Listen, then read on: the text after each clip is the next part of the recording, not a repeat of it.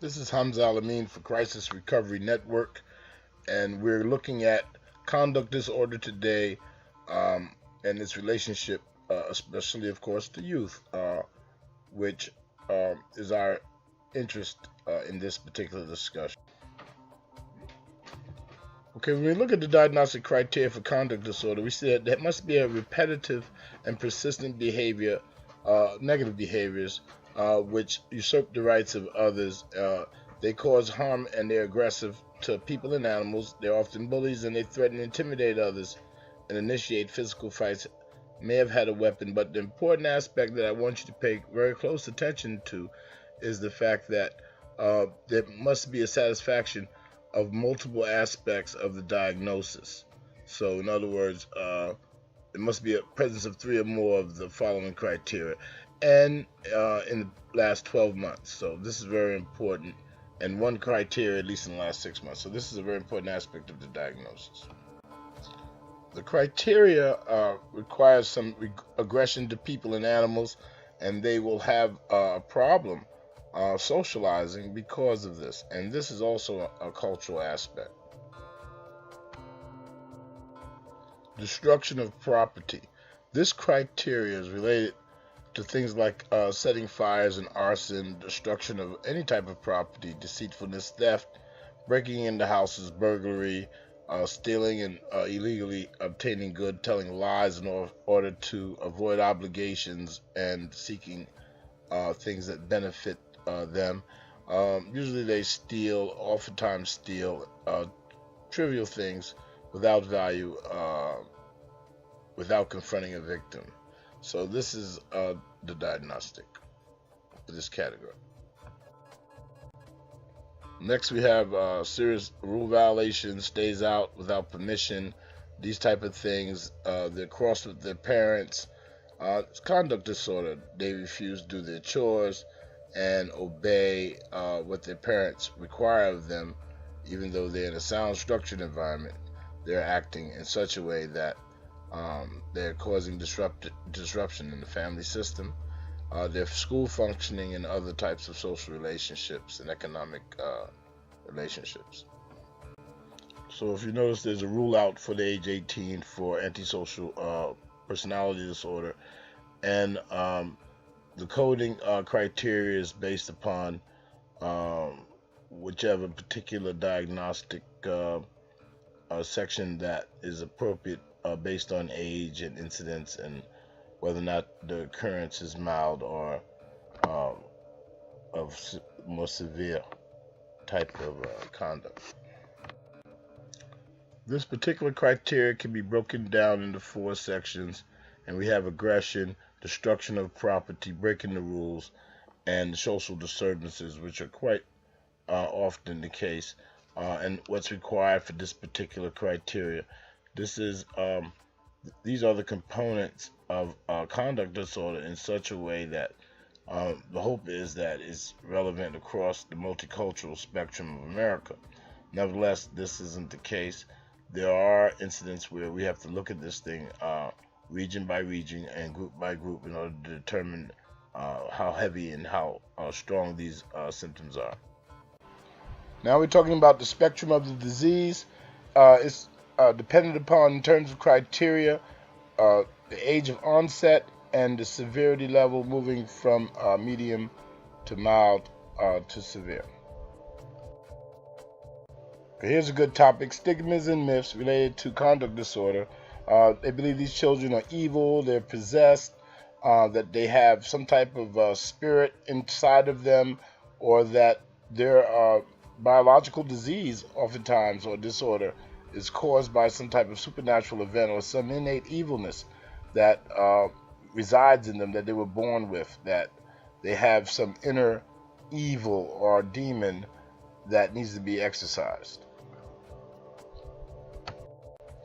The cycle of this order moves along a continuum from oppositional defiance disorder to conduct disorder, and then sometimes the antisocial personality disorder as they become adults or get of the age of consent, and their behavior becomes much more progressively severe, or they pretty much age out and condition is still present we find that the diagnosis increases as time passes. So keep this in mind in terms of developing the criteria and evaluating in terms of doing our assessments.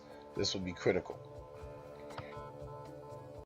In terms of a summary of the characteristics of operational defiance disorder, conduct disorder, and antisocial personality disorder, we find that younger children who have operational defiant disorder are sometimes later diagnosed with conduct disorder, and children and teens who have conduct disorder behave in defiant, disruptive ways, such as violating their sexual partners, IPV or intimate partner violence, domestic violence, hurting other people for a period of 6 months or longer. And adults who have an antisocial personality disorder often show signs of conduct disorder or oppositional disorder in their childhood. So we know that these children usually had prenatal or could have had prenatal and birth conditions, which was at risk. Difficult births, forceps extractions, breech births, long labor, preeclampsia, and this complicated issue, whatever complicated the maternal issues were very prevalent in terms of this diagnosis developing. Attempted abortions, prolonged hospitalizations, and increased risk of violent behavior is usual in later life. Young mothers are high at risk for themselves having probably have had conduct disorder in their background, but one of the risk factors for children having had behavioral problems is teenage motherhood, and the mothers have these kids have high rates of school delinquency and teenage pregnancy in their later lives, dropping out of school. These teenage mothers may exhibit conduct problems as well, which lead to pregnancy, unprotected sexual activity, substance use, and affiliation with deviant peers, criminalistic peers. It may expose them to risk in terms of incarceration, loss of their own children, and other types of behavioral issues. Further investigating the correlates, we'll see that these children have been found to have issues in terms of gender, chronic health problems, low socioeconomic status as high as 18%, parental discord, large family size, harsh and inconsistent parenting, and difficult temperament surround this chronic condition. And the three most highly noted factors, most clearly identified in most research, is harsh and inconsistent parenting, poor academic performance, and exposure to fighting and discord between the parents in the home. We should really headline the fact that in terms of male conduct disorder, usually mothers were absent, significantly more so. And this has its reaches in that holy mother and child, mother and son relationship. This dyadic bond is so important in terms of developing male identity and becoming a productive person. This is the way that we believe that many of these people, many of these young men, fall into the cracks and end up going to prison and doing other types of bad, risky behavior. Now, when we talk about boys and young men of color and the absence of their mothers, we're talking about a very vicious social dynamic which must come to an end. If we want our young black men to be productive, they need both their parents, not just one. But of course, we've seen dramatic negative effects with the absence of the mother. This is quite disturbing that we have this problem in many neighborhoods. Our young men and our girls are at risk in urban settings, especially those that are ravaged by poverty, drugs, and crime.